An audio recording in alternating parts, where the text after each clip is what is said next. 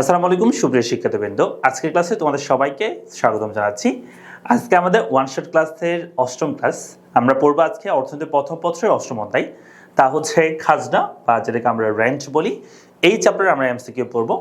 এই এমসিকিউগুলো তুমি যদি ভালো মতো করো তাহলে তোমার এই চ্যাপ্টারে এমসিকিউ নিয়ে আর কোনো চিন্তা করতে হবে না, জাস্ট ক্লাসটা শেষ পর্যন্ত করো।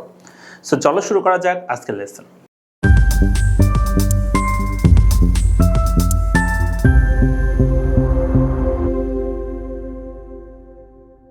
আমাদের প্রথম যে এমসিকিউ তা হচ্ছে নিম খাজনার প্রবক্তাকে। দেখো এখানে দুইটা প্রশ্ন আসতে পারে, একটা হচ্ছে নিম খাজনার প্রবক্তাকে, আরটা হচ্ছে খাজনার প্রবক্তাকে। যদি বলা হয় নিম খাজনার প্রবক্তাকে তখন আনসার হবে মার্শাল, আর যদি বলা হয় খাজনার প্রবক্তাকে তখন আমরা বলবো ডেভিড রিকার্ডো। কেমন? এই এমসিকিউটা মনে রাখবে। তাহলে আনসার হচ্ছে মার্শাল আমরা বলবো, এক নম্বর প্রশ্ন। দুই নম্বর প্রশ্ন বলছে ভূমি ব্যবহারের জন্য ভূমির মালিককে যে দাম পরিশোধ করা হয় তাকে কি বলে?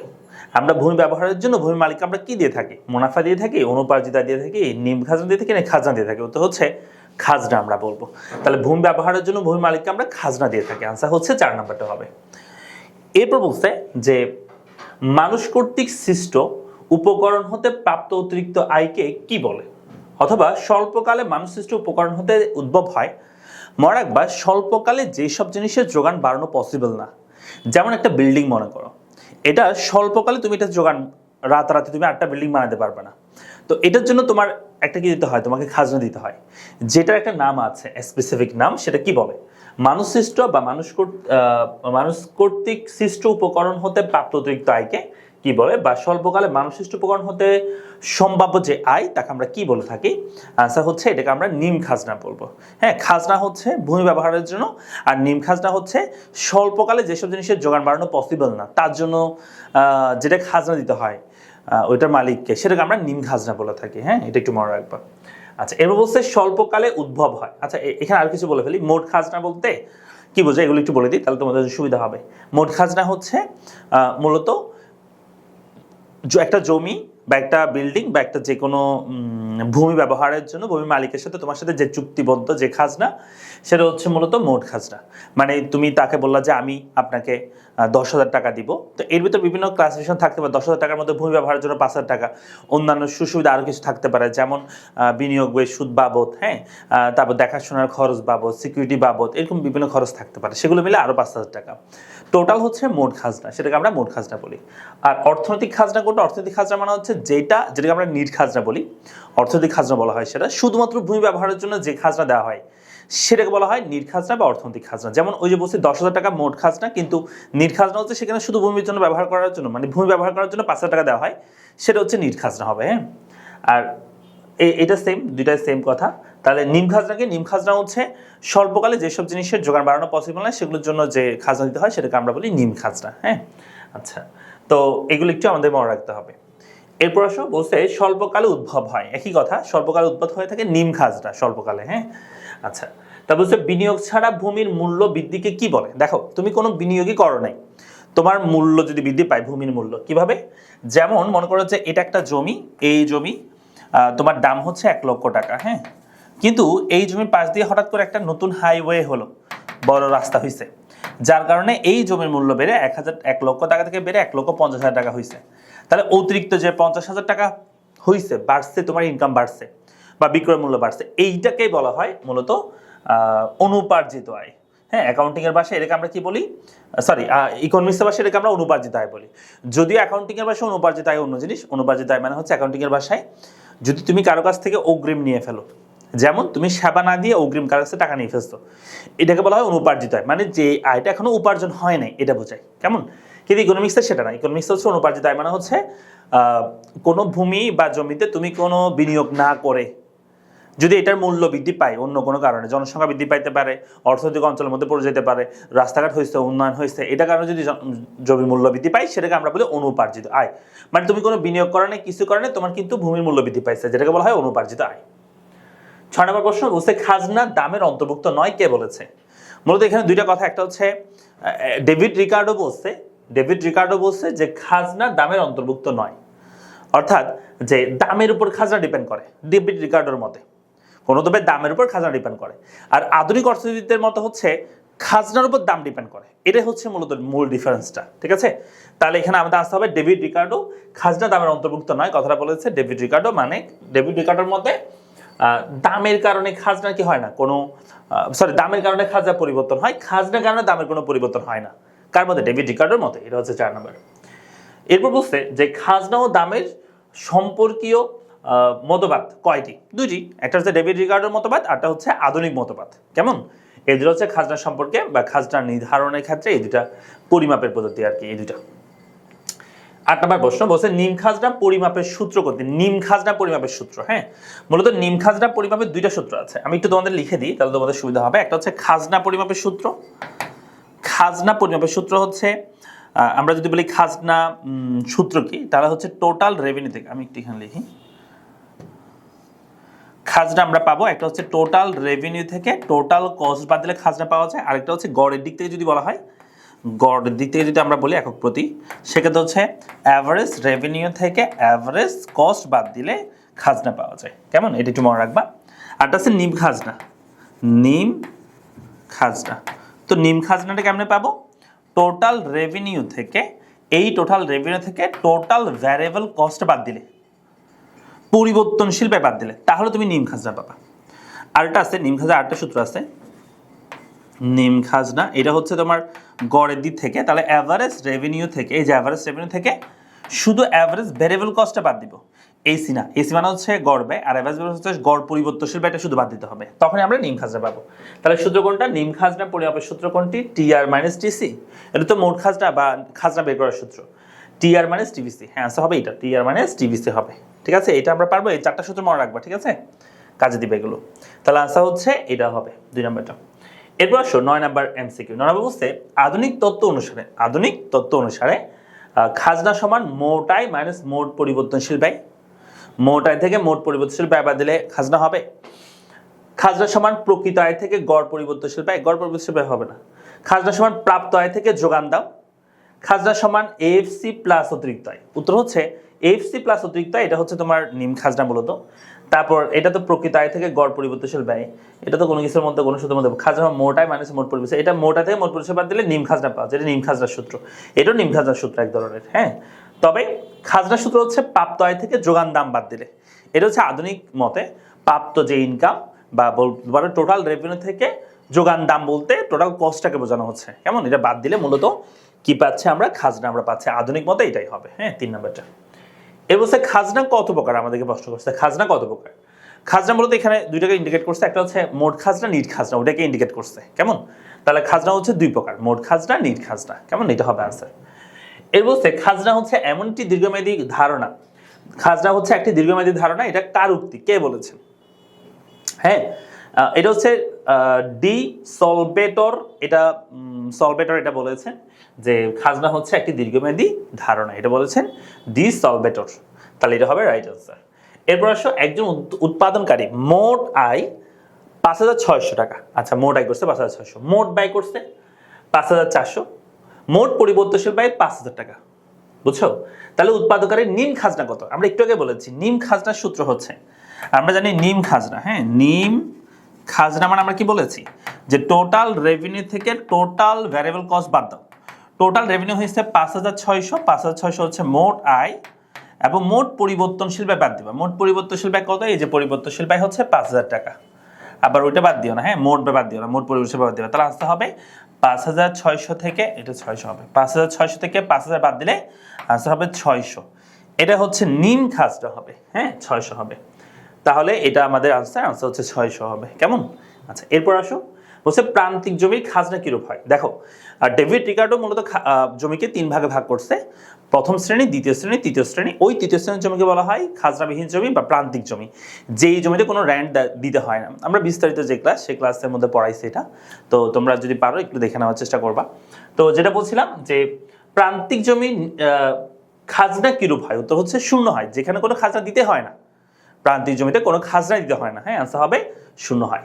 ওকে, তার বলছে ভূমি, শুধু ভূমি ব্যবহারের জন্য তার মালিককে যে অর্থ দেওয়া হয় তাকে কি বলে? তোমাদের একটু আগে বলছি আমি শুরুতে। কেমন? শুধু ভূমির জন্য যেটা দেওয়া হয়, টোটাল যেটা চুক্তিবদ্ধ দেওয়া হয় সেটাকে মোট খাজনা বলা, আর শুধু যদি ভূমির জন্য যেটা দেওয়া হয় সেটাকে বলা হয় নিট খাজনা, কেমন, যেটাকে অর্থনৈতিক খাজনা তুমি বলতে পারো। নিট খাজনা বা অর্থনৈতিক খাজনা একই কথা, কেমন, এটা বলতে পারি আমরা। তারপর আসো, এরপর আর একটু উদ্দীপক দিচ্ছে, বলছে বাংলাদেশে দুর্গোৎসবের সময় 300 মেট্রিক টন ইলিশ মাছ ভারতে রপ্তানি করে, মানে ভারতে দুর্গাপূজার সময় 300 মেট্রিক টন ইলিশ মাছ রপ্তানি করছে। এই বিপুল পরিমাণ মাছ সংগ্রহের জন্য অর্থ, সময়, উপকরণের বিনিয়োগ বাড়াতে হয় এবং লক্ষ্যমাত্রা অর্জন করতে হয়। বলছে মাছ সংগ্রহের উপকরণের খাজনাকে কি বলে? মাছ সংগ্রহের জন্য স্টিমার বা যে উপকরণগুলো লাগবে, যেগুলো দিয়ে মাছগুলো সংগ্রহ করবে বা বাইরের দেশে পাঠাবে, তো এগুলোকে আমরা কি বলবো? এগুলোর জন্য যে খাজনা দিতে হয় উপকরণ বাড়ানোর জন্য, হঠাৎ করে স্বল্পকালে এটার হঠাৎ করে এই ধরনের উপকরণগুলো বৃদ্ধি করার কারণে অতিরিক্ত তোমাকে মূল্য পরিশোধ করতে হইতে পারে এগুলোর, হ্যাঁ, এগুলোকে আমরা কি বলবো? এটাকে আমরা বলবো নিম খাজনা। আমরা কি বলছি? নিম খাজনা মানে হচ্ছে স্বল্প মেয়াদে বা স্বল্পকালে যেসব জিনিসের যোগান বাড়ানো পসিবল না, সেগুলোর জন্য যে খাজনা দিতে হয় সেটাকে আমরা বলতো নিম খাজনা বলি। তাহলে আনসার কোনটা হবে? আনসার হচ্ছে 1 নাম্বারটা হবে। হ্যাঁ, এরপর আসো 16 নাম্বার বলছে। 16 নাম্বার বলছে জমির কোন ধরনের যোগানের কারণে খাজনার উদ্ভব হয়? জমির কোন ধরনের যোগানের কারণে খাজনার উদ্ভব হয়? হ্যাঁ, জমির অস্থিতিস্থাপক যোগান। আমরা জানি জমির দাম বাড়ালো যোগান বাড়ানো পসিবল হয় না। আমি যদি বলি একটা জিনিসের দাম 10 টাকা, মানে একটা জমির দাম 10 টাকা, তখন যোগান একটা। যদি জমির দাম আমি 20 টাকা দিই, তাও যোগান এক। জমি যোগান আমি 30 টাকা দিই, তাও যোগান এক। এইটাকে বলা হয় অস্থিতিস্থাপক যোগান। হ্যাঁ, কি বলা হয়? অস্থিতিস্থাপক যোগান। তাহলে আনসার হবে জমির কোন ধরনের যোগানের কারণে খাজনা দিতে হয়? তো হচ্ছে অস্থিতিস্থাপক যোগানের কারণে খাজনা আমাদের উদ্ভব হয়ে থাকে। তারপর ডেভিড রিকার্ডো এর মতে, ডেভিড রিকার্ডোর মতে কি বলছে? খাজনার দামের অন্তর্ভুক্ত, খাজনা দামের অন্তর্ভুক্ত বলছে না। আমরা বলছি খাজনার উপর দাম ডিপেন্ড করে না। ডেভিড রিকার্ডোর মতে খাজনার উপর দাম ডিপেন্ড করে, দামের উপর খাজনা ডিপেন্ড করে। হ্যাঁ, খাজনাই দাম নির্ধারণকারী, না এটা না, দামই খাজনা নির্ধারণকারী। হ্যাঁ, এটা বলা যেতে পারে, দাম খাজনার অংশ, এটা দামই খাজনা নির্ধারণকারী। কার মতে? ডেভিড রিকার্ডোর মতে, যে দামের কারণে খাজনা চেঞ্জ হয়। তোমরা ডেভিড রিকার্ডোর যে তত্ত্বটা আছে সেটা বললে ভালো করে বুঝবা। খাজনা তত্ত্বটা যেখানে দামের উপর মূলত খাজনা ডিপেন্ড করতো, দাম যত টাকা হবে তারপর ভিত্তি করে খাজনা ডিপেন্ড করতেছিল, বুঝছো? ওটা করলে বুঝতে পারবা। আচ্ছা, তা বুঝতে আশরাফ সাহেবের জমির খাজনা 5,000 টাকা, মজুরি 1,000 টাকা, সুদ 1,000 টাকা, নিট খাজনা কত? দেখো এই যেখানে যে খাজনা বলছে, আশরাফ সাহেবের জমির খাজনা বলছে 5,000 টাকা, এটা কিন্তু টোটাল খাজনা, মানে মোট খাজনা হচ্ছে এটা। তার মধ্যে শুধু মজুরি বাবদ সে 1,000 টাকা দেয়, সুদ বাবদ 1,000 টাকা। তাহলে নিট খাজনা কত বলছে? তাহলে আমরা জানি নিট খাজনা মানে হচ্ছে মূলত মোট খাজনা থেকে অন্যান্য যেগুলো আছে, অন্যান্য যে খরচগুলো আছে সেগুলো যদি বাদ দেওয়া হয়, অন্যান্য খরচ বাবদ যে টাকা দেওয়া হয় সেটা যদি বাদ দেওয়া হয়, তাহলে 5,000 হচ্ছে মোট খাজনা, তার থেকে অন্যান্যগুলো বাদ দিব, জমি ছাড়া আর কি, শুধু জমি ছাড়া। তাহলে এই 1,000 বাদ দিলে 2,000 যদি বাদ চলে যায়, তাহলে 5,000 থেকে 2,000 চলে গেলে আসা হয় 3,000, কেমন? ওটা হচ্ছে আমাদের নিট খাজনা হবে, তাই না? একদম সহজ। এরপর ভূমি এবং অন্যান্য প্রাকৃতিক সম্পদের মালিকানা হতে প্রাপ্ত আয়কে খাজনা বলা হয়। উক্তিটি কোন অর্থনীতিবিদের? কি বলছে? যে ভূমি এবং অন্যান্য উপকরণের সম্পদের মালিকানা হতে প্রাপ্ত আয়কে খাজনা বলা হয়। উক্তিটি কোন অর্থনীতিবিদের? উত্তর হবে আলফ্রেড মার্শাল, এটা বলেছেন, কেমন? আচ্ছা, এরপর আসো 20 নম্বর প্রশ্ন। বলছে জমিতে খাজনা উদ্ভব হয় কারণ, মানে জমিতে কেন খাজনা উদ্ভব হয়? 1, জমির পরিমাণের সীমাবদ্ধতা, বলতে পারি জমি সীমাবদ্ধতার কারণে খাজনা দিতে হয়। জমিতে ক্রমহ্রাসন প্রান্তিক উৎপাদনের কার্যকারিতা, এটাও বলতে পারি জমিতে ক্রমহ্রাসন প্রান্তিক উৎপাদনের কার্যকর হয়, তাই খাজনা দিতে হয়। জমির উৎপাদন শক্তির ভিন্নতা, হ্যাঁ তাও বলতে পারি বিভিন্ন জমিতে বিভিন্ন রকম উৎপাদন, যে জমিতে মানে যে জমিতে উর্বর বেশি সেটা খাজনা কি হবে? বেশি হবে নরমালি। হ্যাঁ, তাহলে আনসার হবে 1, 2, 3 তিনটাই হতে পারে। এরপর 21 নম্বর প্রশ্ন বলছে সরকারকে প্রদত্ত কর অন্তর্ভুক্ত থাকে, সরকারকে প্রদত্ত কর অন্তর্ভুক্ত থাকে এর মধ্যে, কিসের মধ্যে? মোট খাজনা, নিট খাজনা, ব্যয়যোগ্য খাজনা। বলছে সরকারকে প্রদত্ত কর অন্তর্ভুক্ত থাকে। দেখো সরকারকে প্রদত্ত কর আমরা কোথাও অন্তর্ভুক্ত থাকে? মোট খাজনার মধ্যে থাকে। মোট খাজনার মধ্যে মূলত জমির জন্য, মূলধন বিনিয়োগের জন্য, সুদ বাবদ, মজুরি বাবদ সরকার যে ট্যাক্স দিচ্ছে সেগুলো সবগুলো যুক্ত থাকে মোট খাজনার মধ্যে, বুঝা গেছে? তাহলে আনসার হবে এটা। নিট খাজনার মধ্যে সেটা থাকে না, কারণ নিট খাজনা মানে হচ্ছে মোট খাজনা থেকে অন্যান্য যা আছে সরকার যা দিচ্ছ, অন্যান্য যেগুলো আছে শুধু ভূমির জন্য যেটা, সেটা হচ্ছে মূলত নিট খাজনা। তাহলে এটার মধ্যে কিন্তু সরকারি প্রদত্ত কর থাকে না।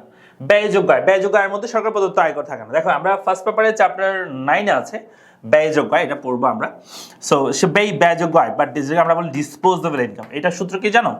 পার্সোনাল ইনকাম থেকে ব্যক্তিগত কর বা ট্যাক্স বাদ দিলে এবং অন্যান্য আর কিছু ব্যয় থাকে, এগুলো যদি বাদ দেওয়া হয় তাহলে তোমার ডিআই বা ব্যয়যোগ্য আয় পাওয়া যায়, কেমন? ব্যক্তিগত আয় থেকে ব্যক্তিগত প্রত্যয় কর এবং অন্যান্য ব্যাপার দিলে। প্রত্যয় কর মানে হচ্ছে ট্যাক্স যেটা সরকার দিচ্ছি সেটা, আর অন্যান্য ব্যাপার মানে হচ্ছে তুমি একটা সমাজে থাকে সেখানে কিছু সামাজিক খরচ থাকে, একটা পৌর এলাকা থাকো পৌর কর দিতে হয়, কেমন কাউকে তুমি ভিক্ষা দিচ্ছ দান করতেছ সেগুলো ওইখান থেকে বাদ যাবে, ওটাকে বলা হয় ডিএ। তাহলে এই ডিসপোজেবল ইনকামের মধ্যে কিন্তু ব্যয় আয়ের মধ্যে কিন্তু কি থাকে না, কর থাকে না, কারণ ট্যাক্স তো বাদ দিয়ে দিতে হয় আমাদের, তাই না? তাহলে আসতে হবে এক নাম্বারটা হবে শুধু এক নাম্বারটা। এটার মধ্যে খাজনা থাকে, এটার মধ্যে হচ্ছে কি তোমার অন্তর্ভুক্ত সরকার প্রদত্ত কর অন্তর্ভুক্ত থাকে শুধু প্রথমটার মধ্যে, এটার মধ্যে অন্তর্ভুক্ত থাকে না, এটার মধ্যে অন্তর্ভুক্ত থাকে না, তাহলে আসতে হবে এক নাম্বারটা। এরপর আসো বলছে নিট খাজনার সাথে যা যোগ করলে চুক্তিবদ্ধ খাজনা পাওয়া যায়। দেখো নিট খাজনার সাথে যা যোগ করলে চুক্তিবদ্ধ পাওয়া যায়, মানে মোট খাজনা পাওয়া যায়। নিট খাজনার সাথে কি কি যোগ করতে হবে? মূলত নিট খাজনা বের করতে হয় মোট খাজনা থেকে সবগুলো বাদ দিয়ে। তো এখন আমরা মানে জমি ব্যবহারের জন্য যে খাজনা তাছাড়া বাকি সবগুলো বাদ দিলে নিট খাজনা পাওয়া যায়। এখন বলছে নিট খাজনার সাথে কি যোগ করলে মোট খাজনা পাওয়া যাবে। তাহলে আমরা বলতে পারি মূলধনের সুদ, হ্যাঁ ঠিক আছে, মূলধনের সুদ যোগ করলেও পাওয়া যাবে। দেখাশোনার খরচ, এটাও ঠিক আছে। ঝুঁকি বহনে মুনাফা, এটাও ঠিক আছে। তার আনসার হচ্ছে তিনটাই যোগ করতে পারবা তুমি।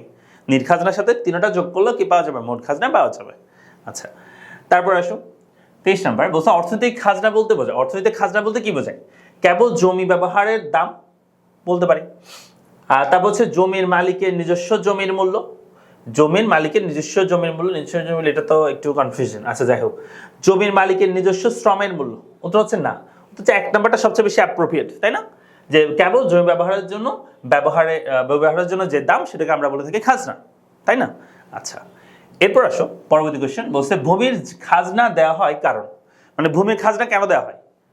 ভূমির যোগান সীমাবদ্ধ, হ্যাঁ ঠিক আছে, ভূমিতে যোগান বাড়ানো সম্ভব না সেজন্য। ভূমির উর্বরতা পার্থক্য আছে, হ্যাঁ এটাও ঠিক আছে। ভূমির ক্রমবর্ধমান প্রান্তিক উৎপাদিত কাজ, দেখো এখানে ক্রমহ্রাসমান বলে না, বলছে ক্রমবর্ধমান, না ক্রমবর্ধমান তো হয় না, ভূমির ক্ষেত্রে উৎপাদন হয় ক্রমহ্রাসমান। তাহলে আনসার হবে কোনটা? আনসার হবে 1 ও 2, এটা আমাদের আনসার হবে। হ্যাঁ আচ্ছা, এরপরটা আসো 25 নম্বর বলছে নিম খাজনা বের করার সূত্র হলো। নিম খাজনা আমরা কিভাবে বের করব? হ্যাঁ, একটা বলছে মোট আয়, নিম খাজনা বলছে, হ্যাঁ মোট আয় থেকে মোট পরিবর্তনে পাই, হ্যাঁ এটা ঠিক আছে, এটা রাইট আনসার। গড় আয় থেকে গড় পরিবর্তনে পাই, এটা ঠিক আছে। মোট আয় থেকে মোট আয় মাইনাস অতিরিক্ত আয়, না এটা হবে না, আনসার হবে 1 ও 2, আনসার হবে 1 ও 2। তারপরটা আসো বলছে নিম খাজনার জন্য জমির মালিককে, নিম খাজনার জন্য জমির মালিককে বিনিয়োগ করতে হয়। নিম খাজনার জন্য, নিম খাজনা কি? নিম খাজনা মানে হচ্ছে স্বল্পকালে মানুষিষ্ট জিনিসের জন্য যে খাজনা সৃষ্টি হয় সেটা, কেমন? তার উত্তর হচ্ছে বিনিয়োগ করতে হয়, হ্যাঁ নিম খাজনার জন্য অবশ্যই বিনিয়োগ করতে হবে মালিককে। পরিশ্রম বা চেষ্টা করতে হয়, হ্যাঁ করতে হবে। স্বল্পকালে সে একটা বিল্ডিং বানাইছে বিধায় সে ট্যাক্স ইয়াটা পায়, তোমার বিল্ডিং এর জন্য ভাড়া পায়, তাই না? তাহলে পরিশ্রম বা চেষ্টা করতে হবে। শহরের নিকটে জমি থাকতে হয়, না এটা বাধ্যতামূলক না। শহরের নিকট জমি থাকলে সেটা হচ্ছে তোমার ওই অনুপার্জিত আয় হয়, ওটা আবার চিন্তা করিও না। হ্যাঁ অনুপার্জিত আয়ের কথা বলতেছে না, বলতেছে নিম খাজনা কেন সৃষ্টি হইতে পারে। হ্যাঁ তাহলে জমির মালিককে বিনিয়োগ করতে হয়, পরিশ্রম বা চেষ্টা করতে হয়, আনসার হবে 1 ও 2। এরপর আসো 27 নম্বর বলছে আমাদেরকে যে অনুপার্জিত আয় সৃষ্টি হলে জমির মালিককে অনুপার্জিত আয়, এই দেখছো যেটার কারণে তুমি কোনো পরিশ্রম করো না, সেটা কি হয়? দেখো পরিশ্রম করতে হয় না, হ্যাঁ ঠিক আছে, অনুপার্জিত আয়ের জন্য কোনো পরিশ্রম করতে হয় না। নতুন বিনিয়োগ করতে হয় না, তাও ঠিক আছে, নতুন বিনিয়োগ করতে হয় না। জমির দাম অপরিবর্তিত থাকে না, জমির দাম কিন্তু চেঞ্জ হবে, কেমন? আনসার হবে 1 ও 2, এটা হবে আনসার, ঠিক আছে। এরপরটা আসো জাহিদ সাহেব বাড়ি ভাড়া বাবদ 5,000 টাকা পান, মানে বাড়ি ভাড়া বাবদ পাইছে সে 5,000 টাকা। তো এর মধ্যে সুদ বাবদ 1,000, তারপর হচ্ছে রক্ষণাবেক্ষণের জন্য 1,000, ঝুঁকি বহনের জন্য 1,000। তাহলে দেখো টোটাল সে বাড়ি ভাড়া 5,000 টাকা, এটা হচ্ছে মোট খাজনা। আর নিট খাজনা কত? ওই মোট খাজনা থেকে এগুলো সব বাদ দিতে হবে, তাহলে নিট খাজনার বাবা, কেমন? জমি ছাড়া বাকি যেগুলো থাকে সবগুলো বাদ দিতে হয় আর কি। তাহলে এখানে বাকি আছে 3টা, সুদ, রক্ষণাবেক্ষণ এবং ঝুঁকি বহনের জন্য 3,000 বাদ দিলে আনসার হবে 2,000। তাহলে নিট খাজনা কত হবে? 2,000 হবে। এটা হচ্ছে জমি ব্যবহারের জন্য যেটা দেওয়া হয় সেটা। তারপর হচ্ছে রাজুর ঘর ভাড়া দিয়ে প্রতি মাসে 7,000 টাকা পেত। আচ্ছা, ঘর ভাড়া পাবো সে 7,000 টাকা পেত আর কি। তার এলাকায় অর্থনৈতিক কর্মকাণ্ডের উন্নতির ফলে ঘর ভাড়া বৃদ্ধি পেয়ে 10,000 টাকা হয়েছে। তাহলে উদ্দীপকে বর্ণিত রাজুর অতিরিক্ত অর্থপ্রাপ্তি অর্থনীতি কি বলে? আমরা কি বলছি? তুমি কোনো পরিশ্রম না করে যদি কোনো কারণে তোমার জমির মূল্য বাড়ে বা তোমার ভাড়া বাড়ে বা তুমি যদি বেশি ভাড়া পাও, সেটা হবে অনুপার্জিত আয়। তাহলে আনসার হবে কি? আনসার হচ্ছে অনুপার্জিত আয় বলবে এটাকে আমরা। হ্যাঁ, তাহলে এখানে বলছে নদীর পাশে, নদীতে বেশি মাছ ধরা পড়ায় জাল এবং নৌকার ভাড়া দ্বিগুণ হলো। তাহলে দেখো স্বল্পকালে যেসব জিনিসের যোগান বাড়ানো পসিবল না হঠাৎ করে, তাই এটার দাম বাড়তে পারে। হ্যাঁ, যেমন নৌকা এবং কি হয়েছে, মাছ ধরা বেশি পড়ছে বিদায় নৌকা এবং জালের ভাড়া বেড়ে গেছে। তাহলে স্বল্পকালে এগুলো যোগান দেওয়া যায় না বিদায় কিন্তু অতিরিক্ত তাকে ভাড়া নিচ্ছে, বা যার আছে জাল সে নিচ্ছে। এটাকে বলা হয় যে নিম খাজটা, কেমন? তাহলে আনসার হবে কি? নিম খাজটা। এ বলছে দীর্ঘকালে এই খাজনা কেমন হবে। দেখো দীর্ঘকালে কিন্তু এই খাজনা শূন্য হয়। দীর্ঘকালে অতিরিক্ত তোমার আমি যদি বলি 5 বছর 5 বছর সময়ের মধ্যে তো আরেকজন জাল বানিয়ে ফেলবে, তো অতিরিক্ত দেখা যাবে না, কি দিতে হবে না, অতিরিক্ত মূল্য দিতে হবে না। তাহলে সে কারণে বলা হয় যে দীর্ঘকালে এই খাজনা মূলত শূন্য হয়ে থাকে, নিম খাজনা থাকে না দীর্ঘকালে, স্বল্পকালে থাকে নিম খাজনা। কেমন, এটা মনে রাখবে। এরপর আসো 32 নম্বর প্রশ্ন বলছে একটি আইসক্রিম তৈরি কারখানায় আইসক্রিমের গড় পরিবর্তনশীল ব্যয়, পরিবর্তনশীল ব্যয় বলছে 3.20 এবং গড় ব্যয় 3.6। আইসক্রিমের বিক্রয় মূল্য 60 টাকা। বলছে উদ্দীপকিত তাহলে নিম খাজনা কত বলছে, নিম খাজনা কত মনে রাখবে। নিম খাজনা মানে হচ্ছে টোটাল রেভিনিউ থেকে টোটাল ভ্যারিয়েবল কস্ট বাদ দিতে হবে, অথবা গড়টাও করলে সমস্যা নেই। তাহলে গড় আয় থেকে এই যেভাবে লিখতে পারো, গড় আয় মানে অ্যাভারেজ রেভিনিউ থেকে অ্যাভারেজ ভেরিয়েবল কস্ট বাদ দিতে হবে নিম খাজনার জন্য, নিম খাজনার জন্য। হ্যাঁ, তাহলে অ্যাভারেজ রেভিনিউ কত, অ্যাভারেজ রেভিনিউ বিক্রি করছে কত টাকা, বিক্রয় মূল্য হচ্ছে 60 টাকা, এটা হচ্ছে 60 টাকা মাইনাস পরিবর্তনশীল ব্যয় কত 3.20।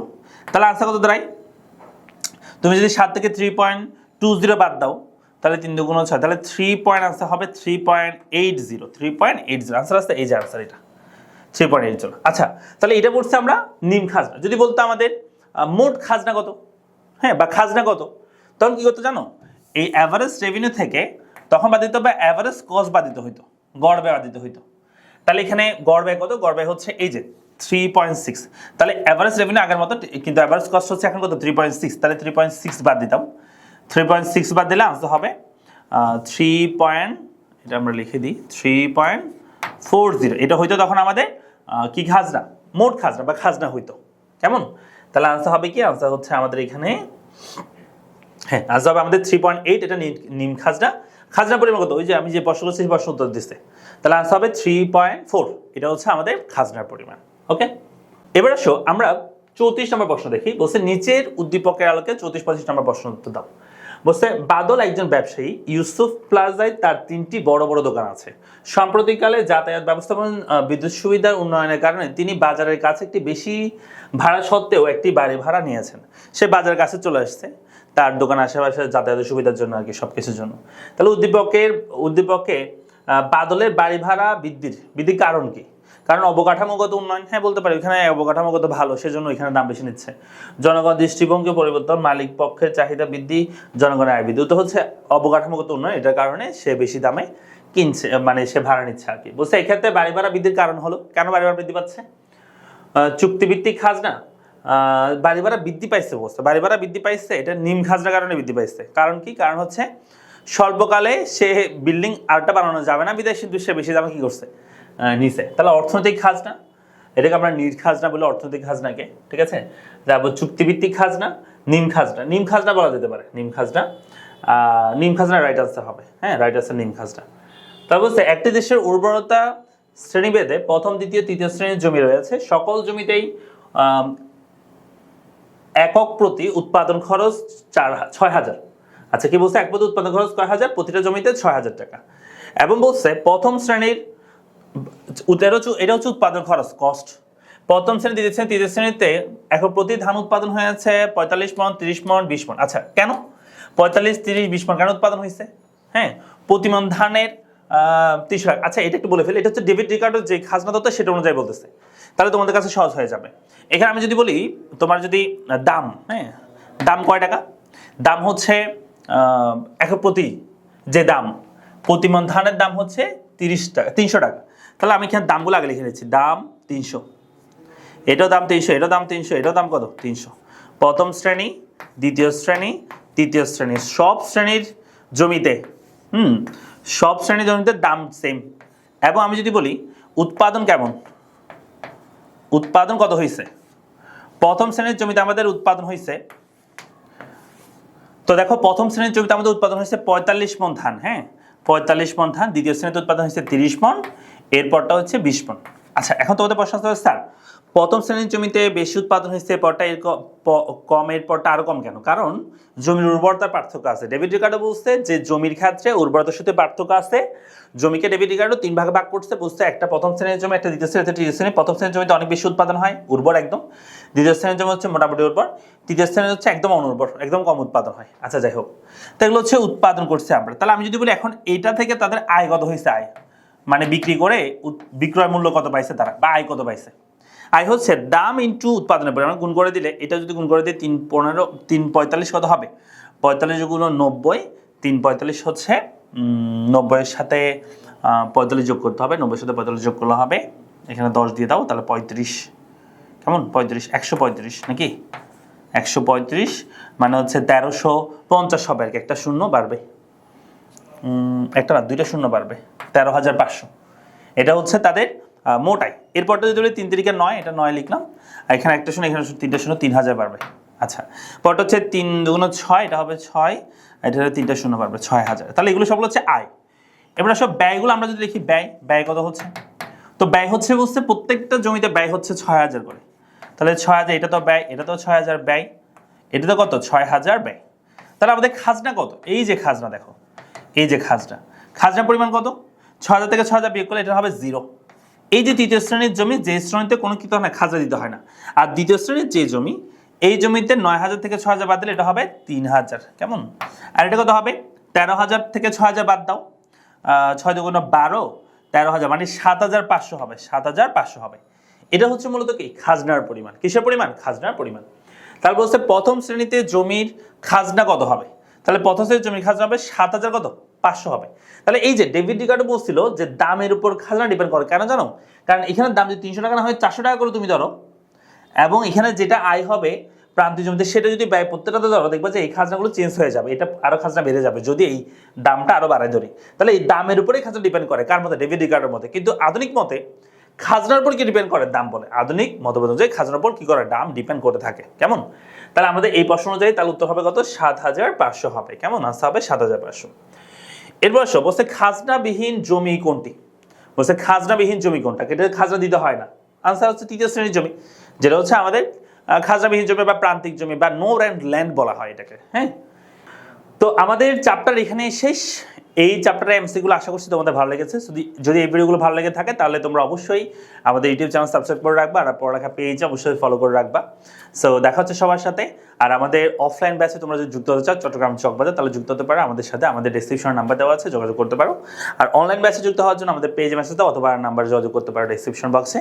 অনলাইন অফলাইন ব্যাচে ইকোনমিক্সের পাশাপাশি সব বিষয়ের সব সাবজেক্টের আমাদের ব্যাচ আছে, অনলাইন অফলাইন দুইটাতেই। চকবাজার যদি থেকে থাকে অফলাইনে ভর্তি হতে পারো, আর অনলাইনে হলে পুরো বাংলাদেশের শিক্ষার্থীরা করতে পারবে।